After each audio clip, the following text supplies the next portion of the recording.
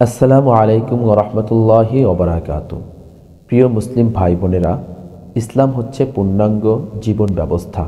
তাই আমাদের অনেক মাসআলা মাসাইল জানতে হয়। তাই আজ হাজির হয়েছি আপনাদের সম্মুখে একটি মাসআলা এবং তার উত্তর নিয়ে। উম্মে সালওয়া মোমেন শাহী বোনটি জানতে চেয়েছেন, আমি কখনো কখনো বড় বালতিতে পানি নিয়ে সেখানে বাচ্চাদের নাপাক কাঁথা কাপড় একবার ভালোভাবে ধুয়েই তুলে ফেলি। এগুলো যেহেতু বাচ্চাদের কাপড়, তাই এগুলো পাক করার উদ্দেশ্যে 3 বার ধোয়া হয় না। এরপর এগুলো ভালোভাবে চেপে শুকানোর জন্য রশিতে ছড়িয়ে দিই। কাপড়ের আর্দ্রতায় রশিও হালকা ভিজে যায়। এরপর কখনো এই রশিতেই আমাদের পবিত্র ভেজা কাপড় ছড়িয়ে দেওয়া হয়।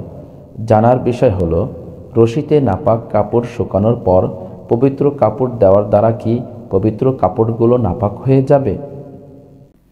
বোনটির উত্তর, প্রশ্নোক্ত ক্ষেত্রে নাপাক কাপড়গুলো পাক করে না ধুলেও যেহেতু সেগুলো ভালোভাবে চেপে রশিতে দেওয়া হয়, তাই এক্ষেত্রে ওই রশি হালকা ভিজে গেলেও যদি তাতে নাপাকের গন্ধ বা রং প্রকাশ না পায়, তবে ওই রশি নাপাক গণ্য হবে না।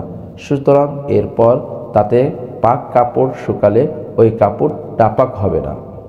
আর যদি তাতে নাপাক কাপড় দেওয়ার পর এর নাপাক পানিতে রশি এত ভিজে যায় যে তা চিপলে এর থেকে পানি ঝরবে, অথবা রশিতে নাপাকের গন্ধ বা রং প্রকাশ পায়, তাহলে এক্ষেত্রে উক্ত রশি নাপাক গণ্য হবে।